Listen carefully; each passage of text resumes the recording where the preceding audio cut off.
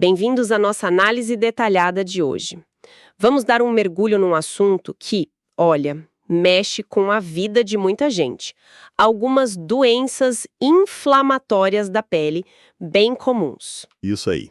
Vamos falar de líquen plano, líquen simples crônico, também a dermatite seborreica, a dermatite atópica e, claro, as dermatites de contato. Exato.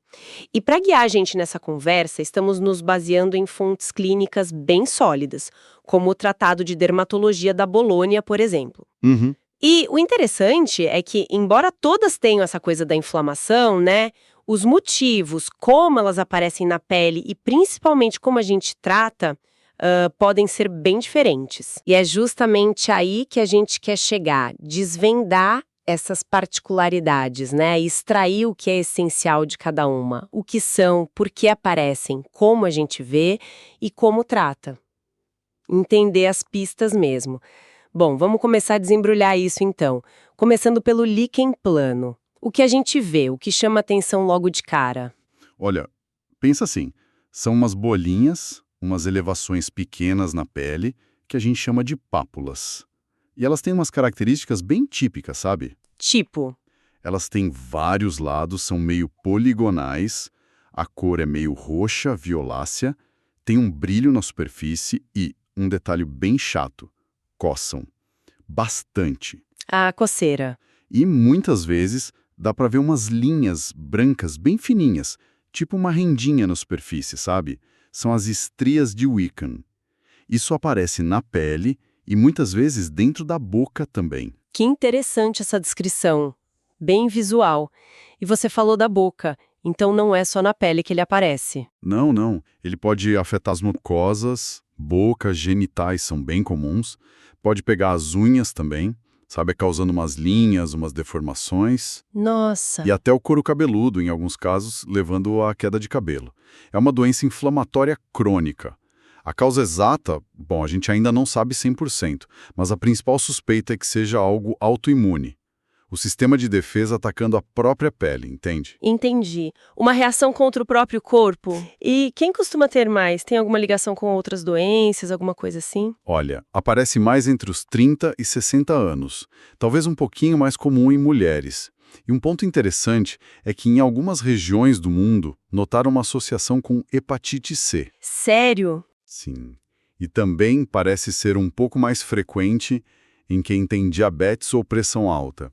A ideia é que uns linfócitos T específicos, células de defesa, sabe? Eles atacam as células da base da epiderme, os queratinócitos, e isso leva à morte dessas células, o que a gente chama de apoptose. É como se o sistema imune errasse o alvo. Entendi. E na prática, como isso se manifesta? Tem alguma dica para a gente lembrar das lesões? Tipo, algum macete? Tem sim. Para a pele, tem a famosa regra dos 6 Ps. Ajuda a decorar. São pápulas planas, poligonais, pruriginosas que coçam, né? Púrpuras e que gostam das porções flexoras, tipo punhos, tornozelos. Ah, boa dica. 6 pés. Isso. E outra coisa curiosa é o fenômeno de Koebner, onde a pele sofre um trauma, um arranhão, pode aparecer lesão nova.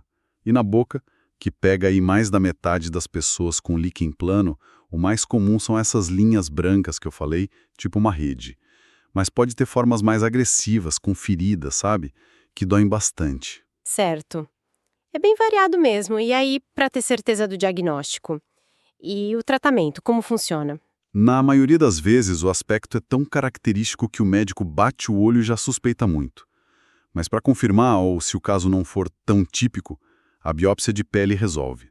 Ela mostra um padrão de inflamação bem específico lá no microscópio. Entendi. Já o tratamento depende muito. Onde estão as lesões? São muitas, atingem mucosas, unhas. Se for só na pele, algumas lesões podem até sumir sozinhas depois de 2 anos. Ah, que bom. Mas o tratamento de primeira linha geralmente é com corticoides tópicos, aqueles de passar na pele de alta potência. Agora, se for mais espalhado, mais resistente, ou se pegar muito a boca, as unhas, aí pode precisar de remédio via oral, sabe? Corticoide, retinoides ou até outros imunossupressores. Entendido sobre o líquen plano. Agora, vamos mudar um pouco, mas continuando na coceira, né? O líquen simples crônico. Às vezes chamam de neurodermite. Aqui a coisa parece girar em torno de um ciclo, né? Exatamente. A palavra-chave aqui é o ciclo. Coça, a pessoa coça, a pele muda e aí coça mais ainda. Ah, o famoso ciclo vicioso. Isso. Começa com uma coceira em algum lugar. Aí a pessoa vai lá e coça, esfrega, repetidamente. Esse trauma constante faz a pele reagir. Ela inflama, fica mais grossa, as linhas naturais ficam mais marcadas. Isso é a liquenificação e muitas vezes fica mais escura também. E essa pele alterada... Coça mais. Olha, pode começar por vários motivos. Uma picada de inseto, pele seca, às vezes outra doença de pele que já existia ali, ou até sem um gatilho claro, sabe? Mas fatores como estresse, ansiedade, esses são muito ligados. Podem tanto começar o processo, quanto piorar muito. Faz sentido. O emocional conta muito. Muito. E quem tem história de dermatite atópica também parece ter uma tendência maior. Se a gente fizesse uma biópsia, ia ver justamente isso, a pele toda espessada por causa do ato crônico de coçar. E onde essas placas costumam aparecer mais? E como que trata isso? Quebra o ciclo como? Geralmente são placas bem delimitadas, sabe? A pele fica áspera, grossa, escura e em lugares que a mão alcança fácil. Nuca, pescoço, tornozelo, cotovelo, área genital. A coceira é o sintoma principal e é intensa. O diagnóstico é clínico mesmo, pela aparência e pela história que a pessoa conta. E o tratamento? O objetivo número 1 é interromper o ciclo. Tem que parar de coçar. Para isso, corticoide tópico potente é a base. Às vezes a gente até pede para cobrir com plástico depois de passar, para a pomada penetrar melhor naquela pele grossa. Oclusão, né? Isso, oclusão. Hidratar muito bem a pele é fundamental também. Antihistamínico, principalmente aqueles que dão um soninho, podem ajudar para dormir melhor sem coçar. E em casos mais difíceis tem outras medicações para coceira, ou até terapia para ajudar a controlar o hábito de coçar. Mas o ponto central é esse, parar o trauma na pele. Entendi, o foco é total em quebrar o ciclo. Bom, saindo desse ciclo da coçadora e indo para uma coisa super comum que muita gente só pensa em caspa, a dermatite seborreica. Isso. A caspa comum é só a forma mais leve dela, lá no couro cabeludo. Mas a dermatite seborreica é uma inflamação crônica que adora áreas com muitas glândulas sebáceas. Onde tem mais oleosidade, né? Exatamente. Além do couro cabeludo, pega muito a face, sobrancelha, cantinho do nariz, atrás da orelha, pega o centro do peito, às vezes as costas. E o visual típico é de áreas vermelhas, com umas escamas amareladas, meio oleosas, gordurosas mesmo. A coceira pode ter ou não, varia bastante. E a causa? Porque tem gente que ainda acha que é falta de limpar direito, né? Isso é um mito importante para derrubar. Não tem nada a ver com falta de higiene. A causa envolve vários fatores, mas tem um personagem principal aí. Um fungo. Um fungo do gênero Malacésia. Ah, um fungo. Sim, ele mora na pele de quase todo mundo, faz parte da nossa flora normal, mas em quem tem dermatite seborreica, parece que ele se multiplica mais ou então a pessoa tem uma resposta inflamatória mais forte contra ele. Esse fungo gosta do sebo, ele metaboliza o sebo e libera umas substâncias que irritam a pele. Então o fungo é o grande culpado. Ele é um fator-chave, com certeza. Mas não é só isso. A produção de sebo da própria pessoa, fatores genéticos, a resposta imune de cada um, estresse. O estresse de novo. Sempre ele, né? Clima frio e seco também piora. E um negócio muito interessante, a dermatite seborreica pode ser muito, mas muito pior e mais difícil de tratar em pessoas com doença de Parkinson ou com HIV. Nossa, que ligação inesperada. Pois é, sugere umas conexões aí com o sistema neurológico e o sistema imune que a gente ainda está entendendo melhor. E além da caspa, como ela pode aparecer? E o tratamento que se faz? No adulto, pode ir desde aquela descamação fininha no couro cabeludo, até placas bem vermelhas com escamas grossas naquelas áreas que eu falei. No bebê, tem a tal da crosta láctea, né? aquelas placas amarelas gordurosas na cabeça do neném, que geralmente some sozinha até 1 aninho. Ah, sim, a crosta láctea é bem conhecida. O diagnóstico é clínico, olhando mesmo, e como no adulto ela é crônica, vai e volta, o tratamento visa controlar, não curar de vez. A base são os antifúngicos tópicos, shampoos, cremes com cetoconazol, ciclopirox, essas coisas para controlar a malacésia. Uhum. Corticoide leve pode usar por pouco tempo para desinflamar rápido, principalmente no rosto, e manter uma rotina de limpeza e cuidado ajuda muito a evitar que volte forte. Certo. Então, controle do fungo é essencial. Passamos pelo fungo da seborreia. Agora vamos para uma condição que começa muito na infância e tem uma base bem diferente: a dermatite atópica, frequentemente associada com a asma, rinite, né? Aquela tríade. Exatamente, a famosa tríade atópica. A dermatite atópica, ou DA, é uma doença inflamatória crônica da pele, super comum em crianças, tipo 10 a 20%, mas também afeta adultos, aí numa proporção menor, 1 a 3%. O cartão de visitas dela é coceira, muita coceira, e lesões de eczema. Eczema seria o que exatamente? São aquelas lesões que podem ser vermelhas, às vezes com bolinhas meio úmidas na fase aguda, sabe? Ou então, na fase crônica, a pele fica mais seca, grossa, escura, com as linhas bem marcadas. Entendi. E a causa aqui parece ser bem mais complexa, né? Vários fatores juntos. Sim, é uma combinação bem intrincada. Tem uma predisposição genética forte, muita gente tem história na família.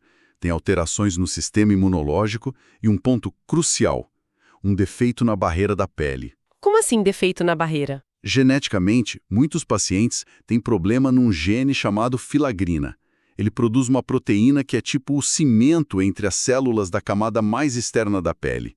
Se falta esse cimento, a barreira fica falha. Ah. E imunologicamente tem um desequilíbrio. Predomina uma resposta inflamatória tipo alérgica, que a gente chama de TH2. Ela libera substâncias que causam inflamação e aquela coceira terrível.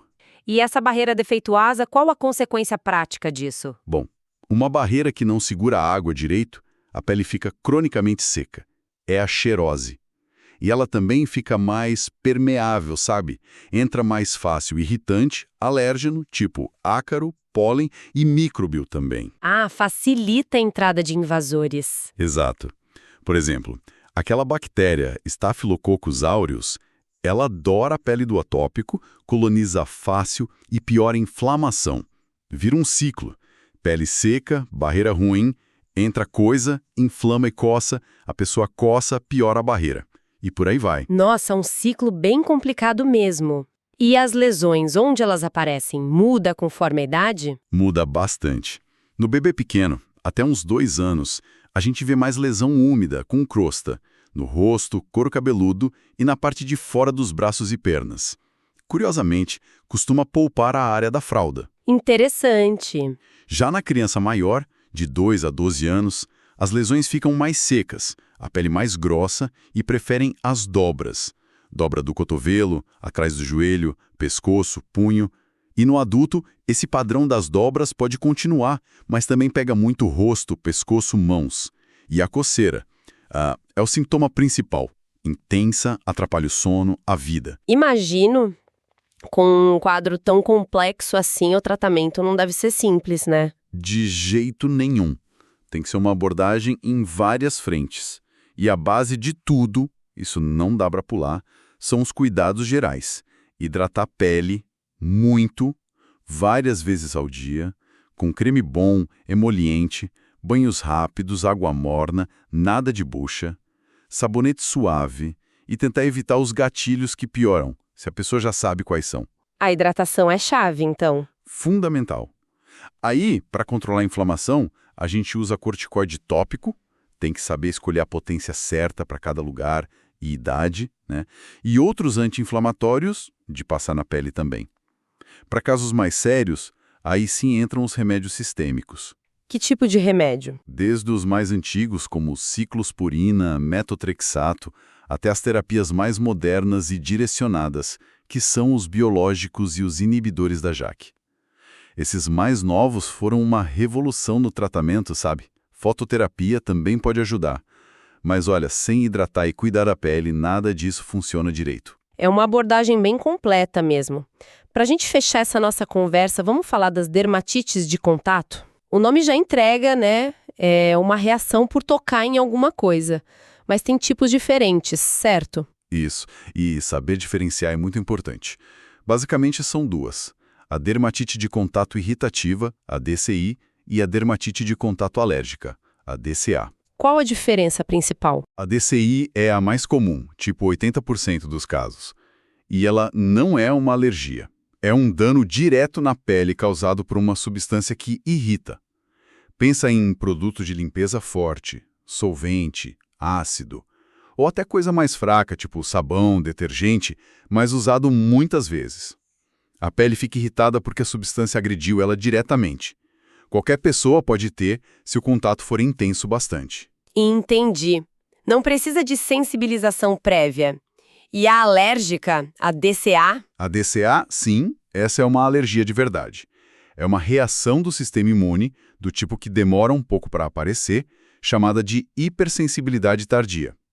Aqui, precisa ter tido um contato antes com a substância, o alérgeno. Ah, então tem que ter um primeiro contato para aprender. Exato. O primeiro contato não faz nada, mas ele sensibiliza. Ele ensina o sistema imune a reconhecer aquela substância como inimiga. Aí, nos próximos contatos, o sistema imune reage e causa inflamação na pele. É tipo uma memória imunológica. E o que costuma causar essa alergia de contato? Quais são os vilões mais comuns? Geralmente são moléculas pequenas, que a gente chama de haptenos. Os campeões são o níquel de bijuteria, botão de calça, moeda, fragrâncias e conservantes de cosméticos, aquele PPD de tintura de cabelo, componentes da borracha, algumas plantas tipo a era venenosa, até remédios de passar na pele. A lista é enorme. Nossa, muita coisa do dia a dia. Sim, e algumas profissões têm mais risco, né? Cabeleireiro, pessoal da saúde, da construção, da limpeza. E na pele, como a gente diferencia uma da outra? Às vezes deve ser parecido, não? Pode ser parecido, mas tem umas pistas. Na DCI, a irritativa, a pessoa costuma sentir mais arder, queimar do que coçar. A lesão fica mais restrita onde encostou e as bordas não são tão bem definidas. E aparece mais rápido depois do contato. E na alérgica? Na DCA, a alérgica, a coceira é o que mais chama atenção, geralmente é muito intensa. As lesões vermelhidão, inchaço, muitas vezes com bolinhas, podem ter bordas mais nítidas. E às vezes a reação parece que anda, vai um pouco além de onde encostou. E demora mais para aparecer, tipo 1 a 3 dias depois de encostar de novo no alérgeno. Entendi as pistas. E para confirmar e tratar? Imagino que o principal seja descobrir o que está causando, né? Com certeza. A conversa com o paciente, a história detalhada é fundamental. O que usa, onde trabalha, quando começou, tudo isso ajuda. O exame da pele também, mas para confirmar a DCA e principalmente descobrir qual é a substância culpada, o exame padrão ouro é o teste de contato, o PET teste. Como funciona esse teste? A gente cola uns adesivos nas costas com várias substâncias suspeitas padronizadas. Deixa lá por uns 2 dias, tira e olha. E olha de novo 1 ou 2 dias depois. Onde tiver o alérgeno, que a pessoa é sensível, vai aparecer uma reação na pele, um vermelhinho, às vezes com bolinha. Ah, interessante.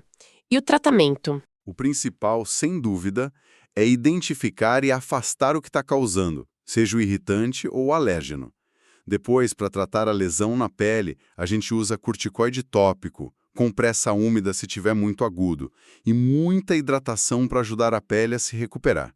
Se for um caso muito forte, muito espalhado, às vezes precisa de corticoide via oral por um tempo curto. Perfeito. Então, recapitulando rapidinho aqui. A gente viu o líquen plano, com aquelas lesões roxas, meio autoimune. O líquen simples crônico, que é o ciclo vicioso da coçadura. A dermatite seborreica, ligada ao fungo malacésia nas áreas oleosas. Isso. A dermatite atópica, que é super complexa, mexendo com barreira da pele, imunidade, genética. Exato. E, por fim, as dermatites de contato, que podem ser por irritação direta ou por uma alergia específica a alguma substância, UFA. Exatamente. Acho que ficou claro que, apesar de todas serem dermatites, inflamações na pele, né, os mecanismos por trás são bem diferentes. Por isso que ouvir a história do paciente, examinar com cuidado e às vezes fazer um exame como a biópsia ou teste de contato é tão importante para não errar o diagnóstico. E o diagnóstico certo leva ao tratamento certo. Precisamente. Entender um pouco dessas diferenças já ajuda as pessoas a procurarem ajuda e a lidarem melhor com essas condições no dia a dia, né? Com certeza. Foi uma análise bem profunda e esclarecedora dessas doenças tão comuns. Foi sim. E sabe, olhando para a complexidade de todas elas, genética, imunidade, a barreira da pele, gatilhos externos, até o estresse que a gente viu que aparece em várias, isso me faz pensar numa coisa. Ok. A gente focou muito nos tratamentos que agem direto na pele ou que modulam o sistema imune, né? Corticoide, imunossupressor, biológico, mas pensando especialmente nas doenças crônicas como a atópica, a seborreica, o próprio líquen simples crônico, onde o estresse tem um papel claro, qual será o espaço real para abordagens mais, digamos, integrativas? Tipo, Tipo, como que o manejo do estresse, o cuidado com a saúde mental, melhorar o sono, o bem-estar geral, como que isso poderia complementar de verdade os tratamentos que a gente já faz? Será que poderia até mudar o curso dessas doenças a longo prazo? Fica a pergunta, né? uma pergunta excelente e bem provocativa para a gente terminar a nossa conversa de hoje. Fica aí a reflexão.